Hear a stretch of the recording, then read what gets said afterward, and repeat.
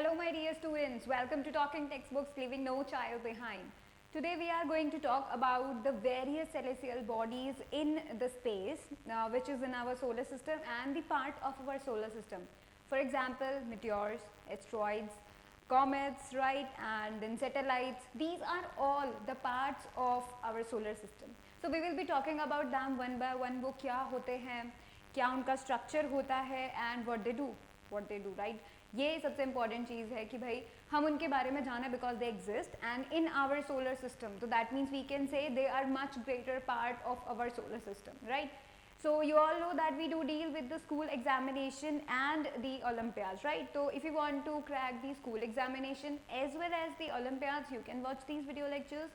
Even if you want to increase your knowledge, then you can watch these video lectures, and these video lectures will going to help you a lot in your journey while you preparing for your examinations, right? If you want DPP and study material, you can access them through our Telegram channel, and you all know what you need to do. You need to write the code, right? TTB07. ये code आपको लिखना है Telegram app के search box में. तो फिर 7th class के लिए चैनल अपीयर हो जाएगा. Now you can join that channel, you can access all the DPPs and study material over there along with the notifications of the video classes, right? Now let's get started and see, this is the team which is like putting so much effort for you all, as हम लोग बहुत मेहनत कर रहे हैं. We are providing you the content what you need to understand and you need to crack the examination. School examination के लिए this content would be more than enough, and for the Olympiads it would be enough, right? तो it can said कि भाई अगर आप इन lecture से study करते हैं तो ये लेक्चर्स आपको आपकी जर्नी में बहुत हेल्प करेंगे, as we are providing the knowledge you need to crack those examination, right? And that is why we are putting so much effort for this, so that you can learn from these, so that you can gain the crack all the goals you have set for yourself about your examination, right? So what you need to do on your part is you need to share these video lectures to everybody, and you need to study from these video lectures, right? सिर्फ देखने से कुछ भी नहीं होता है, right? You need to study, you need to revise, you need to solve, you need to do all the things you need to understand. That is the most important thing you can take for yourself, right? You are responsible for your journey, and we are helping you in that. So these video lectures can be taken as an aid for your help. You can watch these video lectures, you can study in much more engaging way than your normal you can say normal जो way हम लोग already पढ़ते हैं from the school books and all, right? And what you need to do is to share it with the every friends of yours, so that वो भी अपने examination goals को crack कर सके. That is the must thing you need to understand.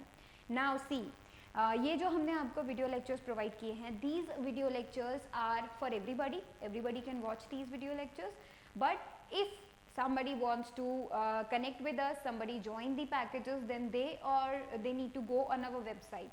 That is the www.talkingtextbooks.in. So if you go on our website, you are going to get the two type of packages over there. पहला package है full package, the second one is the test series, right? So देखिए, full package के अंदर आपको सब कुछ जो एक बच्चे को मिनिमम नेसेसरी थिंग्स चाहिए होती हैं किसी भी एग्जामिनेशन को क्रैक करने के लिए, ये आपको प्रोवाइडेड है. फॉर एग्जाम्पल स्टडी मटेरियल, जो कि सबसे ज़रूरी होता है, right? First you need to be assured कि भाई जिस स्टडी मटेरियल से आप पढ़ रहे हैं वो study material is enough for you so that you can crack the examination. That is the first thing you need to understand. ठीक है, ये आपका पहली चीज़ है जो आपको समझना है, that study material is a must thing you need to understand first of all. क्योंकि कई बच्चे क्या करते हैं, बहुत ज़्यादा वैंडर करते रहते हैं, ये पढ़े कि वो पढ़े, तो इसके चक्कर में उनका काफ़ी ज़्यादा टाइम निकल जाता है, राइट? तो first of all you need to make sure that this study material is enough and I'm going to study that. That is why we have provided the study material in a much comprehensive way. Second thing is the video and the recorded classes, live and the video classes that we can say, right? तो ये जो classes हैं actually वो आपको provide की जाएंगी. You will be watching those video lectures basically and you will be studying from those, so that can be taken as a much interactive way than आप सिर्फ boring book से पढ़ें, right? So this would be cool thing to do if you study from these video lectures. And then now see the homework submission. ऐसा नहीं है कि हम लोग ऑनलाइन स्टडी कर रहे हैं, so we are not doing anything, हम घर पे कुछ नहीं कर रहे हैं, बस वीडियो लेक्चर्स देख रहे हैं and we are studying books and all. नहीं, आपको होमवर्क भी करना पड़ेगा एंड आप सबमिट भी करेंगे. So that is the most important part, जहाँ पे आपका खुद का इंगेजमेंट होता है, that you are doing the homework, you are doing the hard problems yourself, you are actually doing the things yourself. That is the most important thing. और यही important thing आपको लेकर भी जाएगी आगे, बिकॉज वही बच्चे बहुत ज़्यादा नंबर लेकर आते हैं जो कि खुद बहुत मेहनत करते हैं, राइट। जो बच्चा होमवर्क नहीं करता उसके नंबर आने बहुत बहुत बहुत कम चांसेस होते हैं, राइट। सो फर्स्ट जो आपका खुद का स्टेप है while watching these video lectures and studying from books is to do the homework. So you need to do the homework, right? Next thing is the bi-weekly quizzes. Bi-weekly quizzes क्या होगा कि आपको एक week में 2 बार test देना होगा, तो that will be so much important. क्यों? क्योंकि आप लेक्चर देखेंगे, क्विज अटेम्प्ट करेंगे, फिर से लेक्चर देखेंगे, क्विज अटेम्प्ट करेंगे, तो इससे आपका एंगेजमेंट बनेगा that you are testing yourself कि तुमने कुछ पढ़ा भी है या नहीं, राइट। वीडियो लेक्चर देखने के बाद तुम्हें कुछ समझ में आया है भी कि है नहीं, यहाँ पर तुम्हें धीरे धीरे समझ में आने लगेगा which topic is easy for you and which topic is hard for you, right. And then the periodic test papers. Periodic test papers आपको ये बताएंगे कि जो फाइनल एग्जामिनेशन जिसकी आप तैयारी करना चाहते हो वो एग्जामिनेशन में क्या पैटर्न आता है, कितने क्वेश्चंस आते हैं, how you should solve them और how you should even consider them कि भाई टाइम मैनेजमेंट आपको किस तरीके से रखना है, एक्यूरेसी, स्पीड, ये सब चीज़ें मैटर करती हैं। सो ये पीरियोडिक टेस्ट पेपर्स आपको ये चीज़ हेल्पफुल जो है बताने वाले हैं।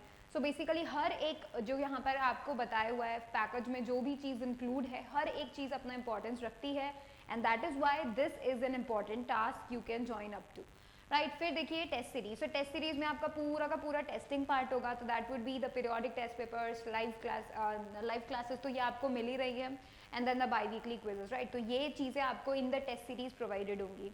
So if you want to join them, that is on your need कि भाई आपको क्या चाहिए। If you want to go for the consistent study throughout the year, you can join the full package क्योंकि यहाँ पे आपको consistent रहना पड़ेगा, आपको homework करना पड़ेगा, you need to submit it, you need to do all the quizzes, all the papers, right? ये आपको करना पड़ेगा, फिर आपका rank decide होगा, तो it would be a year long consistent process we can say। और अगर हम सिर्फ टेस्ट सीरीज की बात करते हैं तो आप वो खुद के लिए टेस्टिंग पार्ट के लिए कर रहे हैं कि भाई आप खुद से पढ़ सकते हैं but you are now want to test yourself that you are testing yourself, so you can join that, right. So it's up to you what is your need, according to your need join the packages and definitely you can join any one of these, ठीक है, आप कोई भी join कर सकते हैं। Remember to use my code CYLive to get a 30% discount. And if you have any query regarding these packages, then you can call us on the number 919549041111. So if you call us on that number, all your queries will be resolved. So make sure that you do that if you want to know more about these packages or want to know how these packages will be helping you in the long journey, right? So you can call us and get to know about it, right? So let's get started. Promise yourself first that you will be watching the whole lecture, you will be making proper notes and you will be revising on a daily basis. That is a must thing you should do and consider it about doing this because this is an important task. Revision is the important task. ये आप समझ रहे हैं that this is the last lecture for us, right? ये हमारे पढ़ने का last lecture and then we will be revising the chapter and then we will be solving the questions, right? तो अब हमारा जो ये लेक्चर है ये पढ़ने का लास्ट लेक्चर है, फिर हम रिवीजन करेंगे, क्वेश्चन सॉल्व करेंगे, दिस इज दी वैसे भी वो लास्ट चैप्टर है, राइट। तो हम लोग बोल सकते हैं कि आगे की जो पूरे के पूरे 8 चैप्टर्स हैं वो सभी आपको रिवाइज करने हैं। ऐसा नहीं होना चाहिए आप उन सबको भूल गए, सब बिल्कुल भी नहीं होना चाहिए, right. So what you need to do, you need to revise it. आपने 7th क्लास में जो कुछ भी पढ़ा है कम से कम उसका 80% आपके दिमाग में होना चाहिए, right? That is the most thing that you need to consider while going in the 8th class or any upper class. अगर आप जाते हैं, definitely हर कोई जाता है, but आपको ये ध्यान में रखना है कि you do not need to become an average student, right?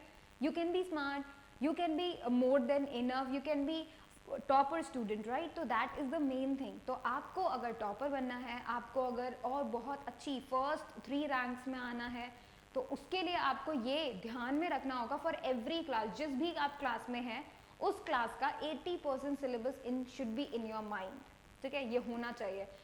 आपको ये कैसे करना है इंश्योर कि भाई आपके दिमाग में जाएगा कैसे, सबसे पहली बात तो एंटर कैसे करेगा, राइट। इसके लिए आता है रिविजन। हम लोग एक बार पढ़ लेते हैं, किसी को भी याद नहीं होता, बहुत ही एक्सेप्शनल पीपल होते हैं जिन्हें एक बार में याद हो जाता है। So what you need to understand is you need to revise it again and again, बार बार रिवाइज करो। अगर आपसे नहीं हो पा रहा है, कोई भी चीज़ नहीं समझ में आ रही है, समझने की कोशिश करो, उसको बार बार देखने की कोशिश करो, that is the main thing. Efforts आपके होने चाहिए, ऐसा नहीं होना चाहिए आप खुद से कोशिश ही नहीं करें, जस्ट सिर्फ ये सोच करके कि भाई नहीं हो रहा है मुझसे, आज मुझे नहीं समझ में आ रहा है तो आप कोशिश भी ना करें, ऐसा नहीं होना चाहिए। ट्राई इट हार्डर, हर कुछ होता है, हर चीज़ होती है जिसमें भी आप कोशिश करते हैं, राइट।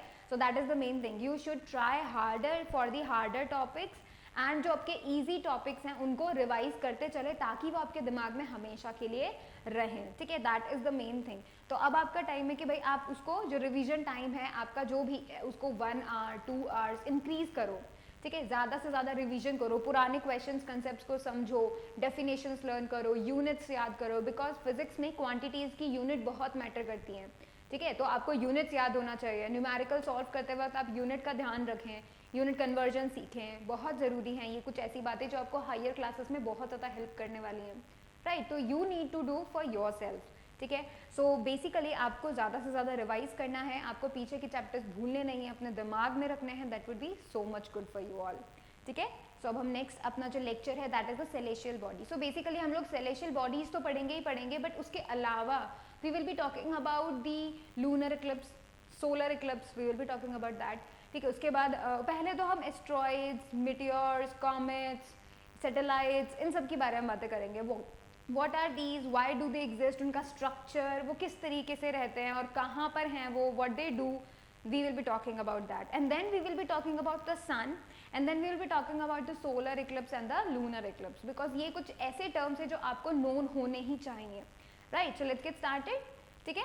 तो देखो सबसे पहले हम पूछते हैं खुद से what are the comets. Basically ये जो कॉमेट होते हैं वो क्या होते हैं, आप ये स्ट्रक्चर देख पा रहे हैं, इसी तरीके का कुछ तुम्हें आसमान में कभी कभी दिखाई दे जाता होगा, ठीक है। इन्हें जनरली शूटिंग स्टार्स भी बोलते हैं, राइट। तो ये जो कॉमेट्स होते हैं यही इन्हीं को ही हम शूटिंग स्टार्स बोलते हैं। तो कॉमेट की क्या खासियत है आपको समझ में आ पा रही है कि इनकी एक टेल होती है, can you see it, this is the you can say head of the comet, और यू कैन से पीछे जहां तक जा रही है this is known as the tail of the comet, ठीक है, that is the tail of the comet. But आपको पता है कभी ये टेल होती है कभी ये टेल नहीं होती है।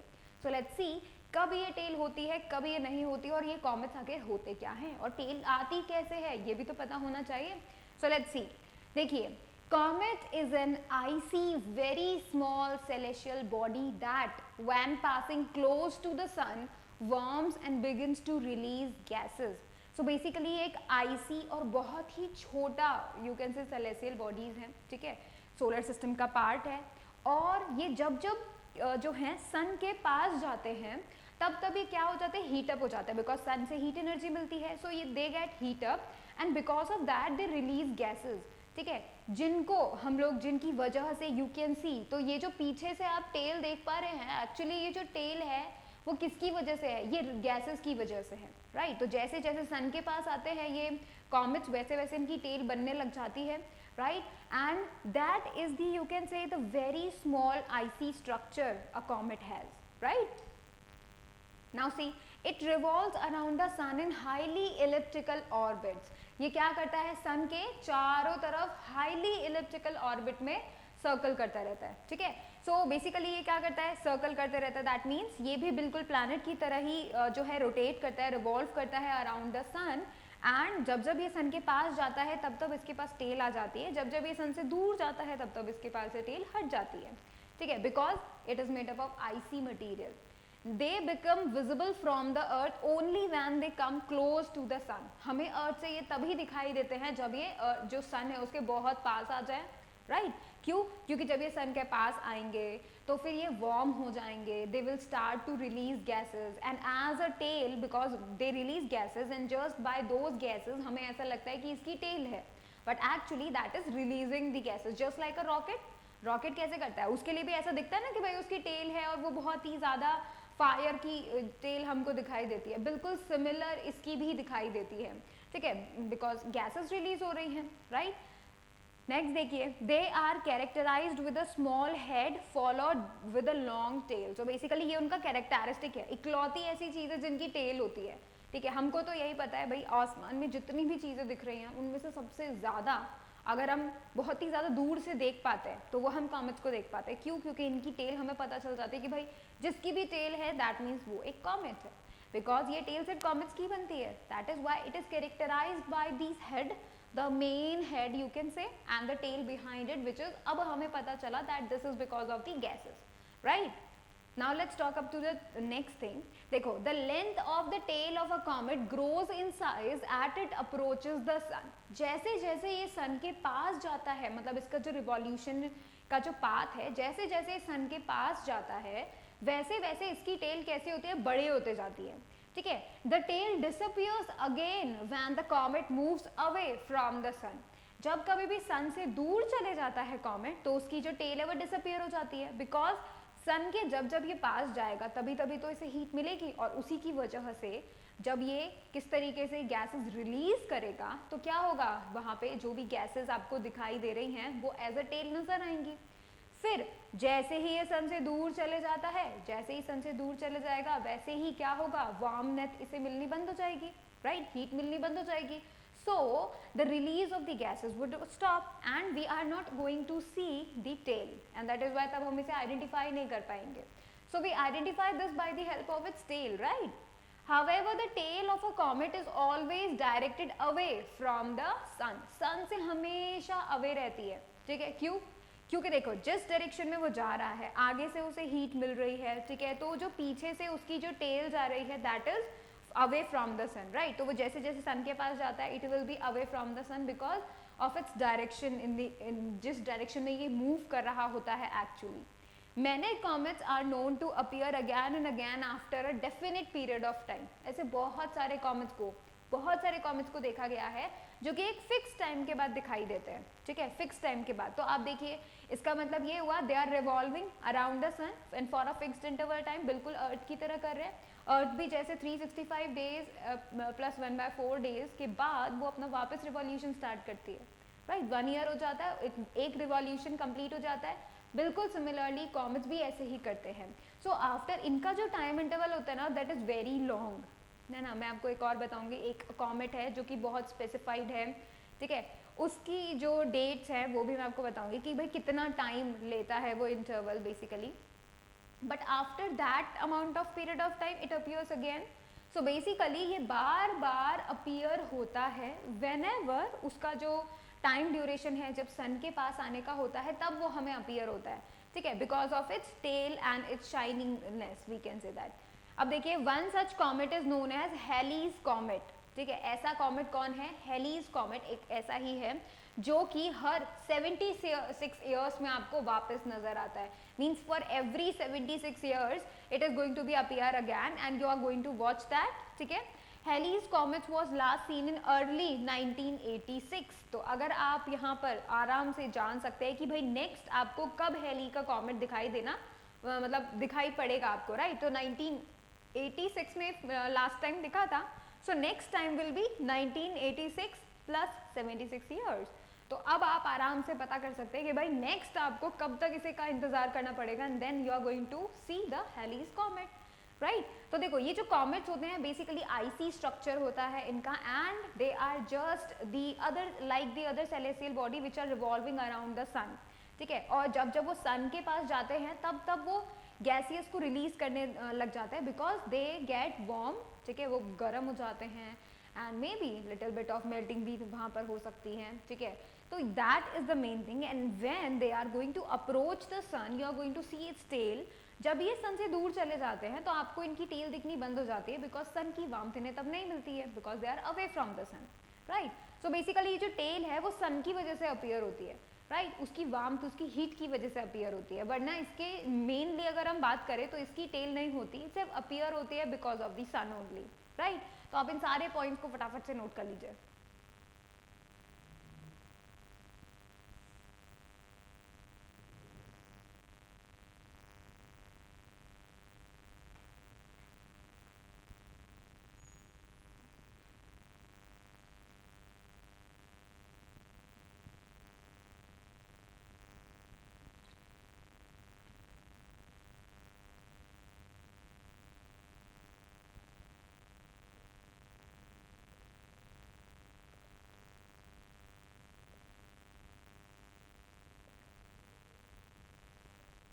चलिए नाउ लेट्स टॉक अबाउट, ये तो हमारा फर्स्ट सेलेसियल बॉडी था, राइट। नेक्स्ट जो है we will be talking about meteors, ठीक है। तो व्हाट आर दोज मीटियोर्स, ठीक है, हम उनको देखने वाले हैं। So basically meteors are very small stone like objects that are revolving around the sun. तो छोटे छोटे स्टोन लाइक सब्सटेंसेस होते हैं, ठीक है, ऑब्जेक्ट्स होती हैं जो कि क्या करती हैं, सन के चारों तरफ रिवॉल्व करी, just like us earth and just like the comet, ठीक है, देखो their existence becomes known only when some of them enter by chance into the earth's atmosphere. तब तक किसी को नहीं पता था कि भाई मेटेओर जैसी कोई चीज एग्जिस्ट भी करती है, बट हमें तब पता चला जब कुछ मेटेओर्स गलती से अर्थ के एटमॉस्फेयर में एंटर हो गए एंड दे ग्लो, राइट। तो बेसिकली ऐसे कुछ ऐसे मेटेओर्स थे जो हमारे एटमॉस्फेयर में एंटर हो गए and then only we are going to get to know about them कि भाई ऐसा भी कुछ एग्जिस्ट करता है, and that was new for everybody, right. Actually में ये जो मेटेओर्स होते हैं दे बर्न बाय दैट, ठीक है, जब वो अर्थ के एटमॉस्फेयर में एंटर करते हैं तो वो बर्न करने लगते हैं। For the first time we got to know about that, right. When a meteor enters the atmosphere of the earth, it gets heated due to the friction of air, right? हम लोगों ने ये बात पढ़ी है कि जो फ्रिक्शन होता है वो सरफेसेस के बीच में होता है, राइट। बट आपको पता है फ्लूइड्स भी फ्रिक्शन लगाते हैं। फ्लूइड्स मतलब ऐसी चीजें जो फ्लो करती है, फॉर एग्जाम्पल वाटर, एयर। तो हम वाटर और एयर दोनों को ही एज अ फ्लूइड कंसीडर करते हैं, राइट। तो जब कभी भी कोई भी बॉडी अगर किसी मीडियम में जाने की कोशिश कर रही है तो उसके ऊपर एक फ्रिक्शन लगता है बिकॉज ऑफ दैट मीडियम, ठीक है। अब ये जो मेटेओर्स होते हैं ये तो वैक्यूम में घूमते हैं, राइट। जब ये गलती से अर्थ के एटमॉस्फेयर में एंटर हो जाते हैं तो अर्थ के एटमॉस्फेयर में तो क्या होती है, एयर होती है, राइट। तो वहां पर क्या होता है कि जब कभी भी मेटेओर कोई भी एंटर कर जाता है, एयर अब वो जैसे एंटर करेगा वैसे ही उसके ऊपर ग्रेविटी फोर्स लगाएगी, राइट, जिसकी वजह से वो अर्थ के सेंटर की तरफ जाएगा, मतलब वो तेजी से सरफेस ऑफ द अर्थ की तरफ आएगा।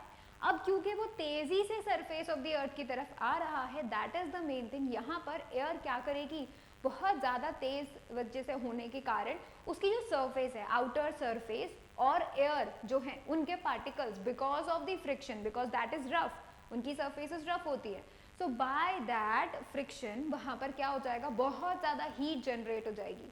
बिकॉज ऑफ दैट हीट इतनी ज़्यादा हीट हो जाती है कि उनमें आग लग जाती है, राइट, एंड दे ग्लो, वो ग्लो करने लग जाते हैं बिकॉज वहाँ पर बहुत ज़्यादा हीट आ जाती है। ये सचमुच में ऐसी यू कैन से ये सचमुच का ऐसा फिनोमेना है whenever something enters into the air with the very high speed, बहुत हाई स्पीड से जब कभी भी कोई भी ऑब्जेक्ट एंटर करती है, ठीक है, अर्थ के एटमॉस्फेयर में, तो बेसिकली उस वक्त एयर की वजह से उसके ऊपर एक फ्रिक्शन लगता है, ठीक है, and because of that friction heat generate होती है। हीट जनरेट होने के साथ साथ बिकॉज हीट जनरेट हो रही है तो बॉडी का टेम्परेचर इंक्रीज हो जाता है, तो मेटेओर्स का भी टेम्परेचर इंक्रीज हो जाएगा। Because of that they even catches fire, literally they do that. देखो the heat produces so high that the meteor begins to glow and evaporates within a short time. इतना ज़्यादा glow करने लग जाता है कि वो इवेपोरेट हो जाता है, लाइक वो अर्थ की ज़मीन तक पहुंच भी नहीं पाता, और कभी कभी पहुंच भी जाता है, ऐसा कुछ नहीं है कि हमेशा ही वो जो है पूरी तरीके से इवेपोरेट हो जाता है, बट बहुत ही शॉर्ट टाइम में वो पूरी तरीके से इवेपोरेट हो सकता है। इतना ज़्यादा वहाँ पर हीट जनरेट हो जाता है just because of the friction by air, right. तो एयर भी फ्रिक्शन लगाती है, ये बात आपको पता होना चाहिए, ठीक है। The path of the meteor therefore appears as a streak of light in the night sky. So night sky में जब कभी भी आपको इस तरह की कोई लकीर दिखाई दे, इस तरह के आपको शाइनी स्ट्रीक दिख रही है लाइट की, तो ये किस वजह से दिख रहा है आपको, इस तरीके से दिख रहा है कि भाई वहां से कोई मेटेओर अर्थ के एटमॉस्फेयर में जा चुका है and it is burning because of the friction of the air. अब क्योंकि ये बर्न कर रहा है, सो यू आर गोइंग, और ये मूव भी कर रहा है, तो आपको एक स्ट्रीक नजर आती है कि भाई आंख का एक हल्का सा लाइट का हल्का सा स्ट्रीक वहां पर है, ठीक है, इस तरीके से आपको नजर आता है just because it is glowing and it is moving simultaneously, right. तो ये जो है हमारे मेटेओर्स होते हैं जिनके बारे में आपको पता होना चाहिए। सो this is the second celestial body which is known to us just because they enter inside the atmosphere, Earth's atmosphere, and they do revolve around the sun. So basically every celestial body in the solar system they are revolving around the sun, right? तो अब ये फटाफट से इसके बारे में लिख लीजिए। यहाँ पर आपको पता है कि जो मेटेओर्स होते हैं इनको हम शूटिंग स्टार्स बोलते हैं, राइट। तो बेसिकली कॉमेट्स को तो नहीं बोलते, but we do call these meteor as the shooting stars. तो हम लोग कभी इस तरीके का देखते हैं ना, कई लोग इसे टूटा तारा भी बोलते हैं, but these are not the stars, ठीक है, ये स्टार्स नहीं है, बट फिर भी इनको शूटिंग स्टार्स बोला जाता है। बट ये दीज आर जस्ट स्टोन, ठीक है, पत्थर होते हैं ये। बेसिकली किसके बने होते हैं, that can B depend on the composition, it can be anything, right. तो बेसिकली यहाँ पर हम लोग अगर बोले तो यहाँ पर एक्चुअली में सिर्फ ये बर्निंग की वजह से, क्योंकि ये बर्न करने लग जाते हैं whenever they enter in the atmosphere, and that is why they catches fire and we are going to see the streak. of the light, right? And that is why we call them the shooting stars. But in actually they are not any star, they are just the piece of stone.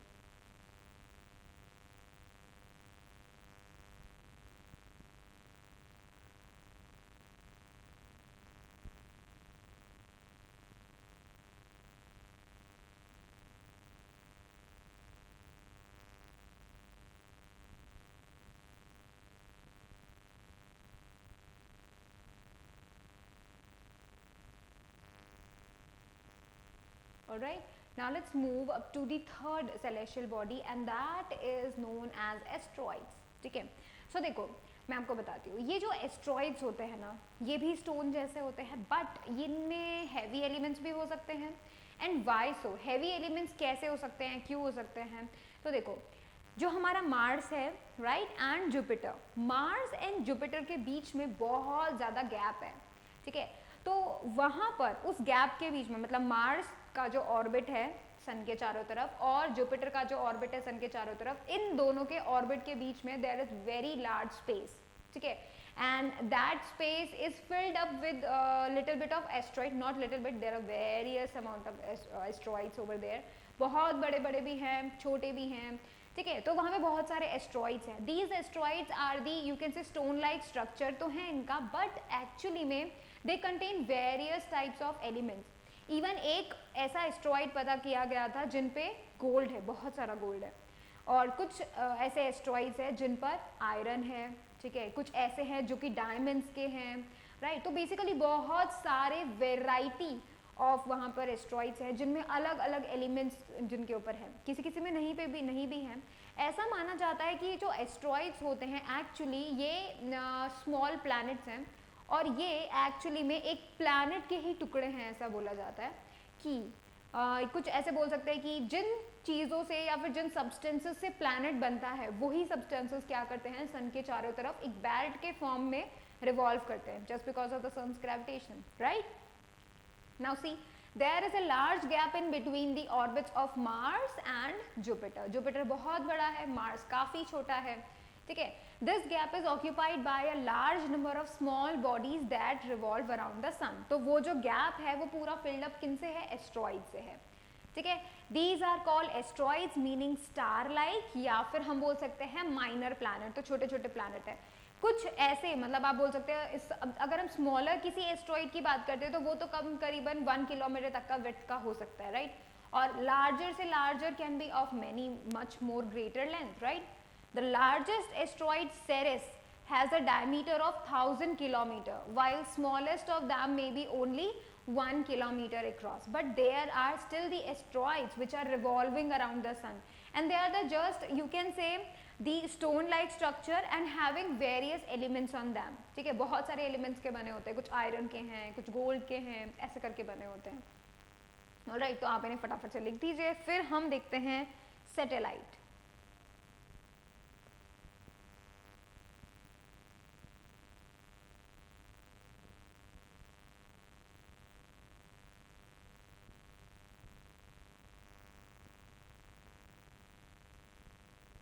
Right, तो अब हम जो है satellite की बातें करते हैं. That is the fourth celestial body. And ये जो सैटेलाइट्स होते हैं ना ये प्लैनेट्स के होते हैं. मतलब ये जो सैटेलाइट्स होते हैं वो प्लैनेट के चारों तरफ घूमते हैं, वो सन का चक्कर नहीं लगाते हैं. They do not revolve around the sun but they move around the planet, various planets. We have 8 planets at least, right. So देखो the next one is the satellite. तो सैटेलाइट इज अ हेवनली और celestial body that revolve around another heavenly body. तो वो दूसरी heavenly body के चारों तरफ चक्कर लगाती है जस्ट लाइक आ मून. तो हमारा मून क्या करता है, अर्थ के चारों तरफ रिवॉल्व करता है. तो वो भी क्या हुआ, एक हेवनली बॉडी है जो कि अर्थ के चारों तरफ रिवॉल्व करती है. ठीक है, अब ये जो है होते हैं सैटेलाइट, ये जैसे मून है तो ये मून जो एक सैटेलाइट है that is a natural one, वो नेचर के थ्रू जो है प्रोवाइडेड है. बट अब क्योंकि हम लोगों ने काफ़ी एडवांसमेंट किया हुआ है अपने टेक्नोलॉजी में, that is why we have made some satellites जो कि हम लोग आर्टिफिशियल की कैटेगरी में डालेंगे because we made that, right. तो because humans made that.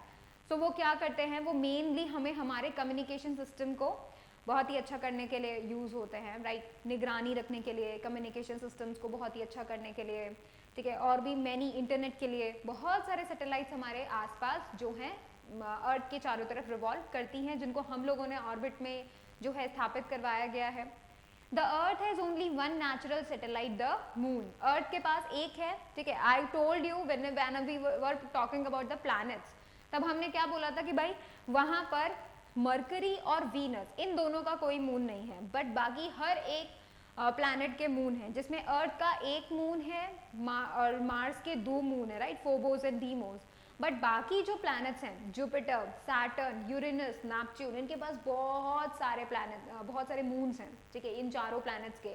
So basically जो यूरेनस है, आप सोचिए उसके पास कितने, यू कैन से 27 समथिंग, उसके पास जो है यूरेनस के पास 27 समथिंग है, नेपच्यून के पास 14 समथिंग मून्स हैं, right. But the most of the moon किसके पास है? जुपिटर के पास। जुपिटर के पास सबसे ज्यादा मून है, ठीक है। And then comes the Saturn, जिसके पास रिंग्स भी हैं।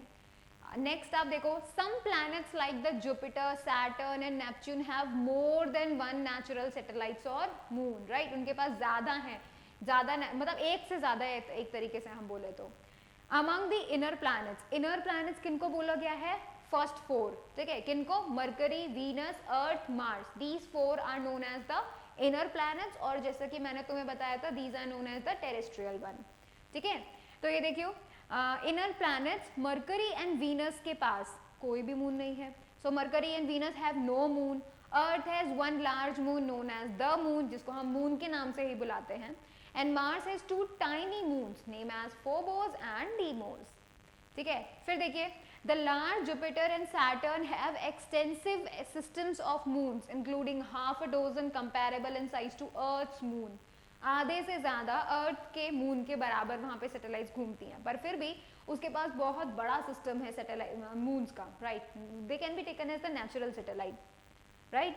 Uranus and Neptune has 27 and 14 moons respectively. दोनों के पास काफी ज्यादा अमाउंट में मून्स हैं, राइट।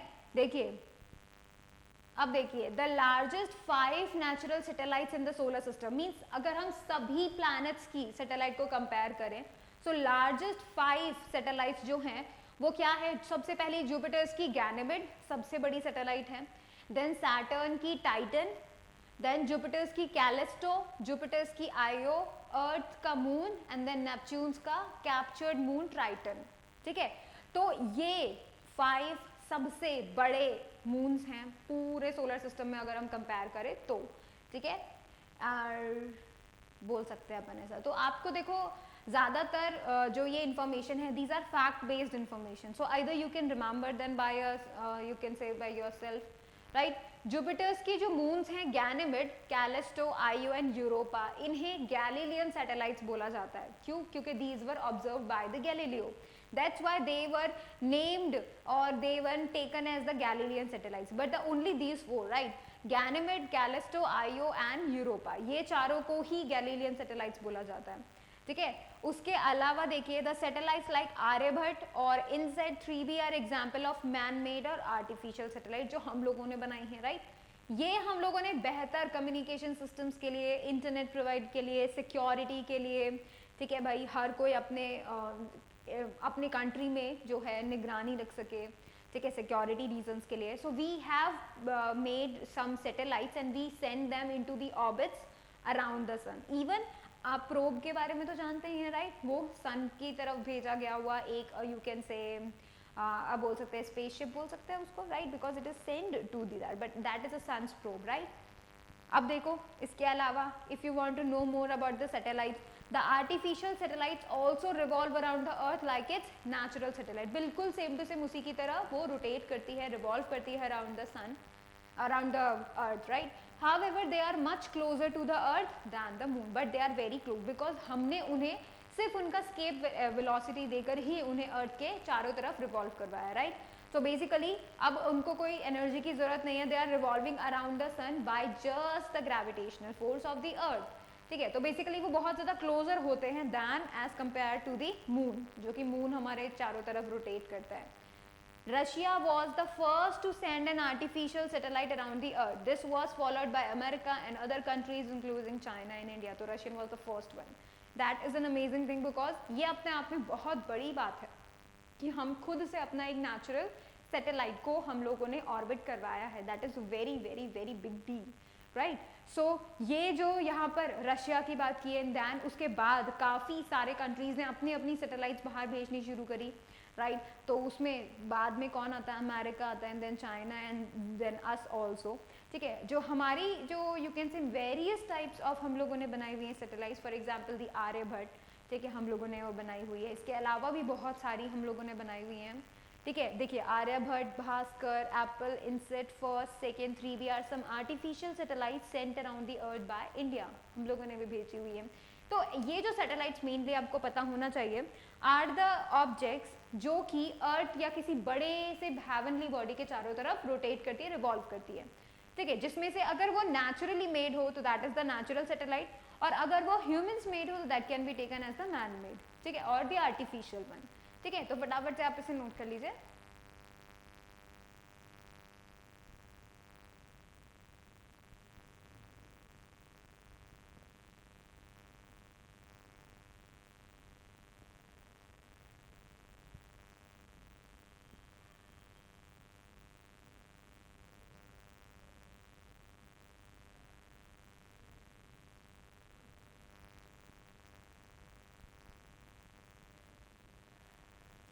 ऑलराइट देन, अब देखिए नेक्स्ट, अब हम लोगों ने ये जो इतनी सारी सेलेशियल बॉडीज़ के बारे में पढ़ा, तो ये हमारी 4 कॉमन सेलेशियल बॉडीज़ हैं, ठीक है, जिनके बारे में हम लोगों ने देखा, कॉमेट, meteors, asteroids, satellites, ठीक है।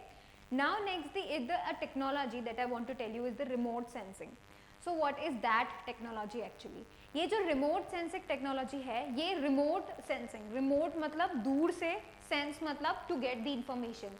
So basically दूर से जब कभी information collecting का कोई process होता है, that is known as the remote sensing. So basically जैसे कि कहीं पर साइक्लोन आ रहा है, ठीक है, वेदर कंडीशंस, कहाँ पे बारिश हो सकती है, कहाँ पर नहीं हो सकती, कहाँ पे हैवी रेनफॉल हो सकता है, एग्रीकल्चर के बेस्ड पर कि भाई किस तरीके से हम उनको बेटर बना सकते हैं, ठीक है। And even if we talk about the various thing कि भाई कहाँ पर किस चीज़ का मूवमेंट हो रहा है, राइट। तो इन सब चीज़ों का इंफॉर्मेशन गैदर करने के लिए हम लोग रिमोट सेंसिंग टेक्नोलॉजी का यूज़ करते हैं, and this technology is used by the satellites. So इसके बेस पे क्या होगा, दूर से ही सैटेलाइट क्या करेगी, किसी भी एरिया का वो इस तरीके की इंफॉर्मेशन कलेक्ट कर सकती है, वहाँ का वेदर कैसा है, किस तरह की नेचुरल कैलामिटीज़ आ सकती हैं पॉसिबली, ठीक है, not every single time like cyclone, they can get to know about the cyclones, right. तो यहाँ पर टॉर्नेडो, साइक्लोन्स, इन सबको जो है देखा जा सकता है, उनकी इंफॉर्मेशन कलेक्ट की जा सकती हैं, लोगों को पहले से बताया जा सकता है, बट इट कैन हैपन और we can take the precautions accordingly, right. तो ये रिमोट सेंसिंग टेक्नोलॉजी काफ़ी ज़्यादा हेल्पफुल है, राइट। देखिए remote sensing means collecting information from a distance. This technology is use to collect information about weather, agriculture, land and ocean features including movement of fishes in oceans. So basically हमारी help करने के लिए to secure something कि भाई हम लोग जिस भी तरीके से रह रहे हैं to for the betterment of the future, कि भाई कहाँ पर ज़्यादा बारिश आ सकती है, कहाँ पर नहीं आ सकती है, right, there may be some chances of you can say drought, right.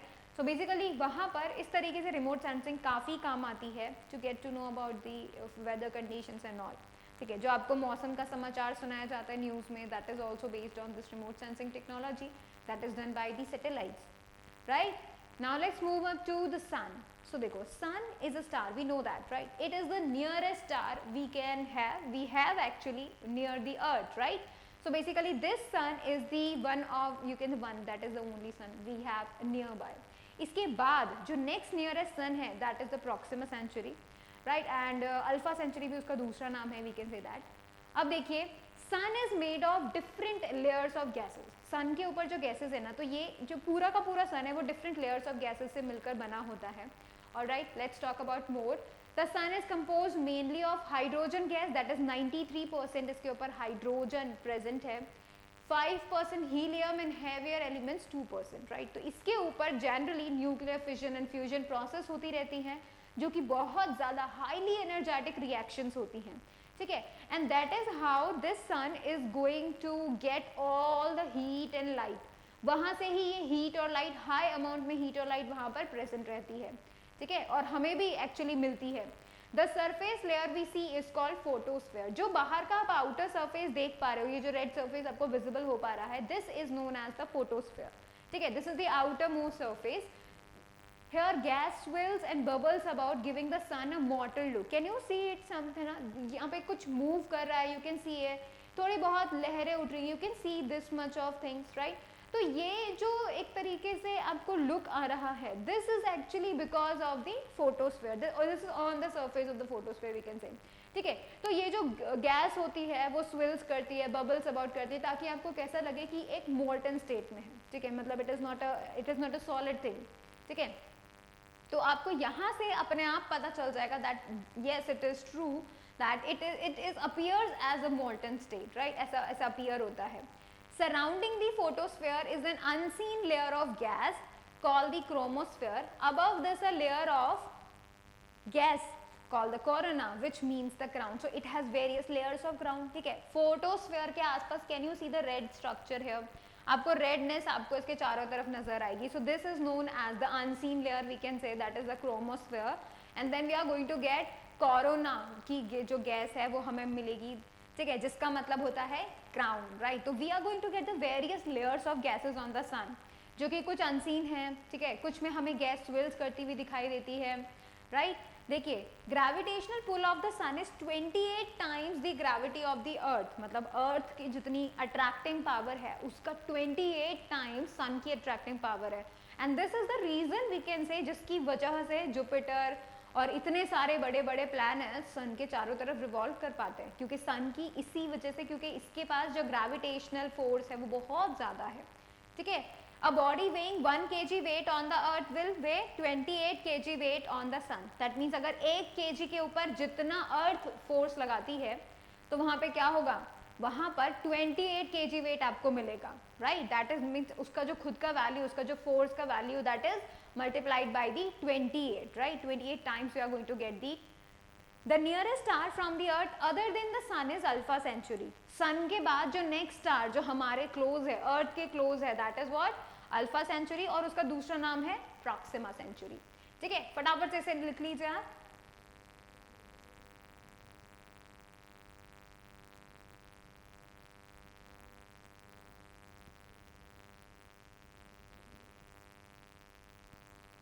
Alright, तो देखिए ये हैं सन के various you can say structures. ठीक है, जो कि आपको inner surface, outer layer, inner layer आपको definitely going to help you a lot. तो देखो, the outer one we can say this is the photosphere. फिर आता है सब सरफेस फ्लोज, तो ये बिल्कुल you can see the grey, you can say bluish one, right. तो ये जो स्ट्रक्चर आप देख पा रहे हैं, the second one, inner one हम बोल सकते हैं. क्रोमोस्फीयर बाहर का, आउटर है मतलब फोटोस्फीयर की भी बाहर का, वी कैन से क्रोमोस्फीयर. और जो रेडनेस आपको दिख रही है that comes up to the layer known as the corona, जिसका मतलब हम लोगों ने अभी अभी देखा क्राउन, राउट. उसके बाद देखो इसके काफी सारे जो लेयर्स हैं, सेकेंड सब सरफेस फ्लोज के बाद जो लेयर आती है that is the convection zone, right. फिर उसके और अंदर if you went up to the orange section you are going to get the radiative zone. And then when you goes up to no और भी ज्यादा deepness में अगर हम जाते हैं we are going to get the inner core.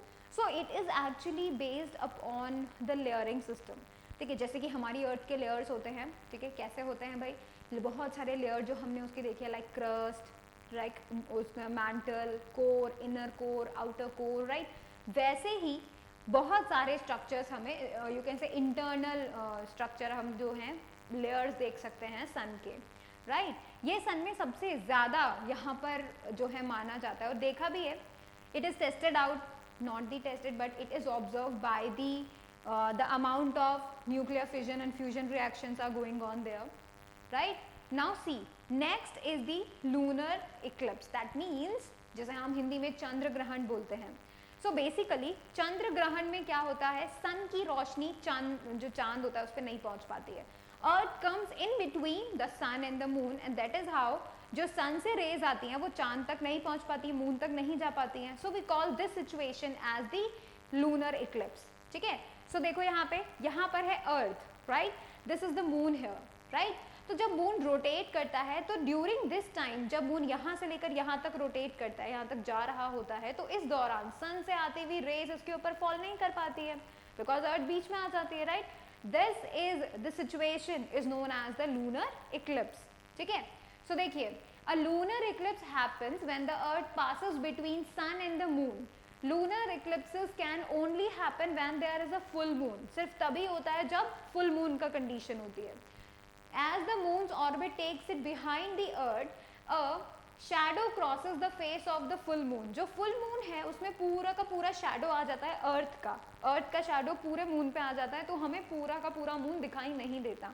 So basically full moon के time पे भी हमें बिल्कुल मून दिखाई नहीं देता, बिकॉज उसके ऊपर तो रोशनी ही नहीं पहुंचती, तो हमारे तक तो वो रिफ्लेक्टिंग लाइट आती ही नहीं है. That is the reason we are not able to see the moon at that time. ठीक है, the shadow does not always cover the entire moon in a total eclipse. There are also partial and penumbral lunar eclipses. बहुत सारे 2 और 3 lunar इक्लिप्सेस होते हैं, ठीक है, कई बार in a year you can say, right. But यहाँ पे अगर हम बोले तो we can look up to the lunar eclipses, क्योंकि ऐसा है अगर हम सोलर इक्लिप्स को देखते हैं तो ज़रूर हमारी आंखों में प्रॉब्लम हो सकती है. So you should not even try to look up to the solar eclipse, right, but you can watch the lunar eclipse, तो उसमें इतना ज़्यादा प्रॉब्लम आपको नहीं होगी. It is you can say fairly can be taken as the, हम लोग देख सकते हैं, right. फिर अब देखिए सोलर इक्लिप्स. सोलर इक्लिप्स में क्या होता है, व्हाट हैपेंस, मून यहाँ पर बीच में आ जाता है, तो ड्यूरिंग दिस रीजन ओनली, इस जगह पर जो है आपको दिखाई देगा. यहाँ पर अगर आप देखने की कोशिश करेंगे सोलर इक्लिप्स, बिकॉज मून बीच में आ जाता है, तो सन की जो रोशनी आनी चाहिए थी अर्थ तक वो मून पर आती है और यहाँ पर अर्थ तक नहीं आती. सो अर्थ से we can say that this is known as the, you can say the solar eclipse, क्योंकि मून बीच में कवर अप कर लेता है सन को. So we are not able to see the sun ना, उसकी शेडो हमें जो है दिखाई देती है basically. Solar eclipses are more spectacular than lunar eclipses, but much more dangerous for your eyes. So you should never try to look up to the solar eclipses, majorly possible. आपको नहीं देखना चाहिए. Right. You can use the protective glasses to see that. So आप protective glasses को use करके देख सकते हैं solar eclipses को, but naked eyes से, ठीक है, आप नहीं देखें, बहुत ज़्यादा better रहेगा. इससे आपका retina affect हो सकता है. That is the main thing. बहुत ज़्यादा इंटेंसिटी की लाइट रेज आती हैं, दैट इज़ हाउ अगर वो आपकी रेटिना पे फॉल होती हैं तो they can destroy your retina and then you are going to get having vision problems after that. So make sure that you do not look up to the solar eclipses, right. देखिए कब होता है ऐसा, solar eclipses happen when moon passes between the sun and the earth. ठीक है, तो moon क्या करता है, शेडो कर देता है, ठीक है, सन के बीच में आ जाता है. सन जहाँ से हम देख रहे हैं तो we are not able to see the sun as moon comes in the between. तो यहाँ पर देखिए, if moon cast a shadow over a portion of the planet leaving the area in the darkness, so इस area में यहाँ पर हमें darkness नजर आएगी during the day. So you are not able to see the वहाँ पे lunar, अब you are not able to see the sun there, and that is why, इसी वजह से हम लोग बोल रहे हैं कि यहाँ पे हमें सोलर इक्लिप्स देखने मिलता है. We are not able to see the sun, हालांकि दिन का टाइम होता है फिर भी नहीं देख पाते. ठीक है, तो यहाँ पर ये हम बोल सकते हैं कि this is an natural phenomena. ठीक है, इट हैपेंस रेयरली, कम से कम 2-3 टाइम्स अ ईयर होता ही होता है. ठीक है, that is the main thing here. So we can definitely see all these phenomenas. ठीक है, ये बहुत सारे नेचुरल फिनोमेना हैं जो अकर होते हैं, and these are the celestial ones also. So इस लेक्चर में हम लोगों ने हमारा पूरा चैप्टर फिनिश कर लिया है, right. We have talked all the things we need to know about the universe, right, and our solar system. ठीक है, so that is the main thing. Now I'm going to cancel, stop the lecture. ठीक है, and then remember that next class में what we are going to do is we are going to look up to the revision and then we are going to solve some questions after that lecture. Alright, so I'm ending the lecture here. So thank you so much for watching the video. Please like it, share it, subscribe it, and do not forget to click on the bell icon so that you will remain notified for the upcoming videos. Thank you so much.